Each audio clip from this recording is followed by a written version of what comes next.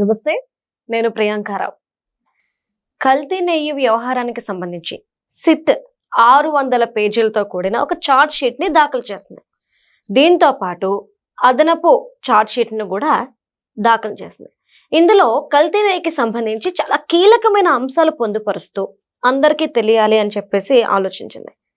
కానీ మన social media open చేయగానే నాయకులు, కార్యకర్తలు, ఇటు జర్నలిస్టులు, అలా ఎవరైనా సరే ఎవరిని తీసుకుంటే వాళ్ళకి నచ్చిన కోణంలో ఒక కొత్త కోణాలను తీసుకొచ్చి చెప్తున్నారు.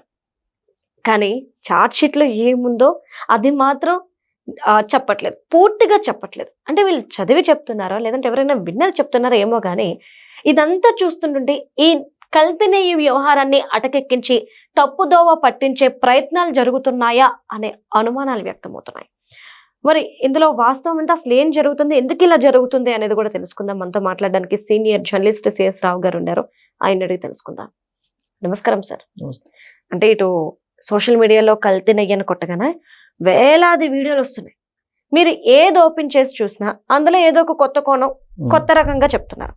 కానీ సిట్ చెప్పింది ఉన్నది ఉన్నట్టు ఎవరో చెప్పట్లేదు. ఇదంతా చూస్తుంటుంటే సిట్ ఏదైతే నిజాలు బయటకు రావాలని చెప్పేసి ఆలోచించిందో దాన్ని అటకెక్కించేసి ఈ కేసుని, ఈ వ్యవహారాన్ని తప్పుదోవ పట్టించే ప్రయత్నాలు జరుగుతున్నాయా అనే అనుమానాలు బాగా వ్యక్తమవుతున్నాయి. మీరేమంటారు ఇందులో? ఇప్పుడు అనుమానాలు అనుకోండి, లేదంటే వాళ్ళ వ్యూ అనుకోండి, ఏదన్నా అనుకోండి, ఈ సోషల్ మీడియాలో చూస్తుంటే సరే పొలిటీషియన్స్ వాళ్ళ యాంగిల్ని తీసుకొని రాజకీయంగా అనుకూలంగా మలుచుకునే ప్రయత్నం చేస్తారనేది అందరికీ తెలిసినటువంటి విషయం. ఎంతో కొంత పేరున్నటువంటి జర్నలిస్టులు, లేదంటే ఎంతో కొంత ప్రజలకు పరిచయం ఉన్నటువంటి జర్నలిస్టులు కూడా ఈ కేసుని రకరకాల రూపంలో తీసుకెళ్తున్నారు. అవి చూసిన తర్వాత నాకు ఏమనిపించింది, దేవదావా ఏంటయ్యా ఈ కర్మ అని అన్న ఒక ఫీలింగ్ నాకు కలిగింది.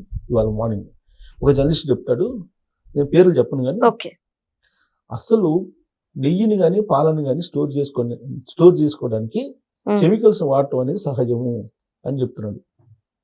నాకు అది విన్న తర్వాత వెంకటేశ్వర స్వామి ఏంటి దేవా, ఏంటి ఈ పరిస్థితి అనే ఒక ఫీలింగ్ నాకు లోపల కలిగింది.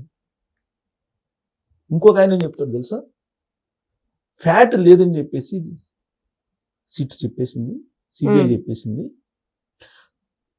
అక్కడ జంతు కొవ్వు ఉందని చెప్పేసి చంద్రబాబు నాయుడు గారు చెప్పారు, జంతు కొవ్వు లేదు అని చెప్పేసి సిట్ చెప్పేసింది.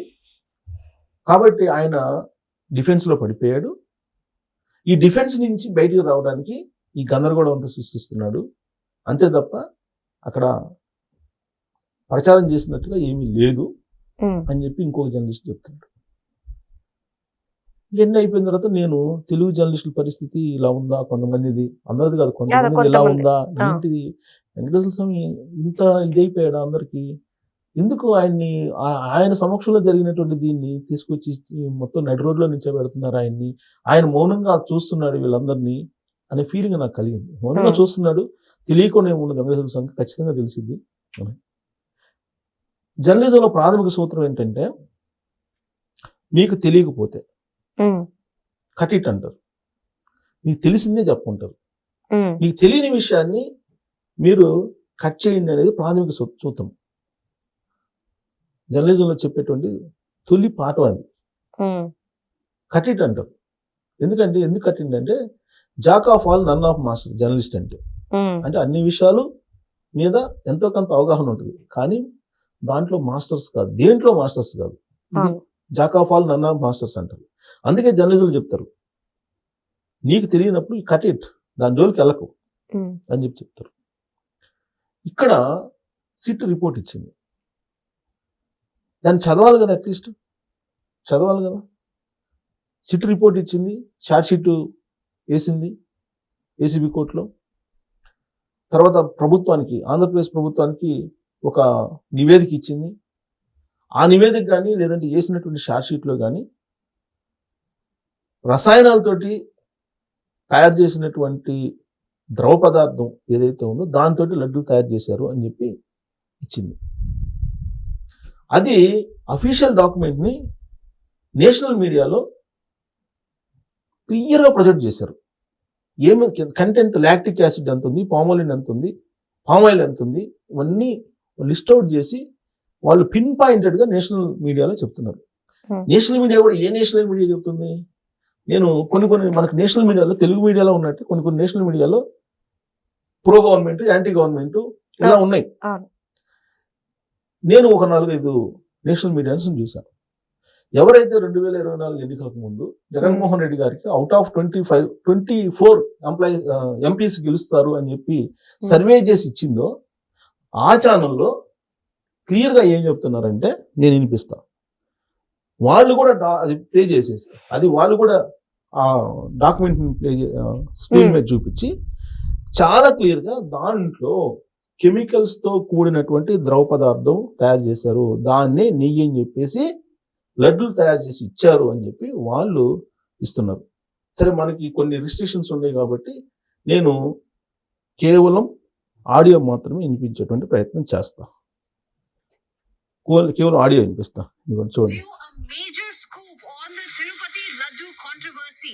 An explosive CBI letter along with some lab reports which are now making it absolutely clear the evidence of ghee adulteration in Laddu preparation. According to the documents, TTD in fact was aware of the quality issues but failed to take action. This is the latest update that we are getting for you at this point in time. In fact, క్లియర్గా దాంట్లో కల్తీ ఉంది, కానీ చర్యలు తీసుకోవడంలో fail అయిపోయిందని చెప్పి CFTRI lab report is concerned. CFTRI is Central Food Technological Research Institute. Its lab has confirmed adulteration, detecting a chemical in the ghee. These revelations lend credence to the claims made by Andhra Pradesh Chief Minister N. Chandrababu Naidu, who had alleged that laddus were made using chemically adulterated ghee during the previous YSRCP government. Let's break it down in detail for you. Here's what the report really says. First, how did the process really start? Well, senior TTD officers who were initially tasked with strengthening ghee sir, ఇదంతా ఎలా జరిగింది అని చెప్తున్నారు. చాలా clear గా చెప్తున్నారు. దీంట్లో CFTRI lab confirm చేసింది, CFTRI ల్యాబ్ కన్ఫర్మ్ చేసింది అని చెప్పి ఇంత క్లియర్ గా చెప్తూ వాళ్ళ స్క్రీన్ లో ఆ ల్యాబ్ రిపోర్ట్ ని వీటన్నిటిని డిస్ప్లే చేశారు. అవును సార్. మన వాళ్ళు కొంతమంది ఏం చెప్తారు, కెమికల్ అనేది కామన్ స్టోర్ చేయడానికి, మిల్క్ ని, నెయ్యిని అంటే స్టోర్ అని చెప్పి కొంతమంది మన వాళ్ళు చెప్తున్నారు. అని అంటే నాకు అప్పుడు అనిపించింది, ఏడుకొండలవాడ ఎక్కడున్నావా నువ్వు, ఏం చేస్తున్నావా నువ్వు? అఫ్ కోర్స్ ఇప్పుడు ఫైనాన్షియల్ సపోర్ట్ ఏదైనా చేస్తే వైఎస్ఆర్ కాంగ్రెస్ పార్టీ వాళ్ళు చేయొచ్చు, దానికి ఏదైనా సింపతి చూపించచ్చు. ఇంత దారుణంగా చెప్తారా? అంటే ఒక చిన్న క్వశ్చన్ ఆయన వేసుకుంటే బాగుండేది సార్. ఇంట్లో నెయ్యి తీస్తారు మా అమ్మ వాళ్ళు, 1 year పాటు అదే నెయ్యి వాడుతున్నాము, మేమేం కెమికల్ కలపట్లేదే, ఎలా స్టోర్ అవుతుంది ఇంట్లో? 1 year ఏంటండి? తిరుమల తిరుపతి దేవస్థానంలో సప్లై చేసినటువంటి నెయ్యి సప్లై చేసినట్టు అయిపోతుంది. లడ్డూలు తయారు చేయడం కోసం కెమికల్ ఎందుకు? అసలు స్టోర్ చేసే అంత ఎక్కడ ఉంటుంది అసలు అంత పరిణామం? అవసరం లేనప్పుడు కెమికల్ ఎందుకు కలుపుతారు?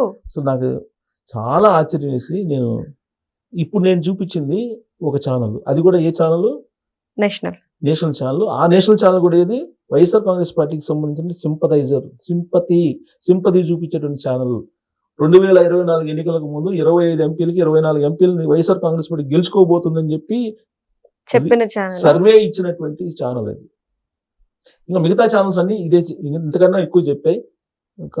ఖచ్చితంగా దీని గురించి ఏం చెప్పారని ఉన్నాయి నా దగ్గర. కాకపోతే ఇదే ఎందుకు చూపించారంటే, వైఎస్ఆర్ కాంగ్రెస్ పార్టీ 25కి 24 ఎంపీల్లో గెలుస్తుందని చెప్పి సర్వే ఇచ్చినటువంటి ప్రముఖ నేషనల్ ఛానల్ అది. దాంట్లో ఏం చెప్తున్నా నేను చూపించాను కదా. ఇంత క్లియర్గా చెప్తుంటే చంద్రబాబు నాయుడు గారు ఆయన డిఫెన్స్ లో పడిపోయారు. ఆ డిఫెన్స్ నుంచి ఎఫెన్సివ్ రావడానికి ఇట్లా ప్రచారం చేస్తున్నారు ఒక జర్నలిస్ట్ అంటే. ఇంకొకళ్ళు ఏమంటారు, కెమికల్ కలపడం అనేది కామన్ అని చెప్పి అతను మాట్లాడుతున్నాడంటే, నేనైతే వాళ్ళ పేర్లు మెన్షన్ చేయదలుచుకోలేదు, కానీ బాధేస్తుంది అంతే. ఈ పాటికే జనాలకు అర్థమై ఉంటుంది. బాధేస్తుంది అంతే. ఇప్పుడు ప్రతి వాళ్ళకి ఒక వ్యక్తిని చూస్తే మంచి అభిప్రాయం కలుగుతుంది, ఇంకొకరిని చూస్తే వ్యతిరేక అభిప్రాయం కలగచ్చు. లేదు, వాళ్ళ దగ్గర నుంచి ఆర్థిక లబ్ధి పొందుతుంటే మీకు సింపతి చూపించుకోవచ్చు. కానీ ఇదేంది, ఇది కెమికల్ కలపడం అనేది కామన్ అని చెప్పి చెప్తున్నాడు అతను. నాకు అసలు ఏంటి ఇతను అని నాకు అర్థం కాదు అతను చెప్పేది.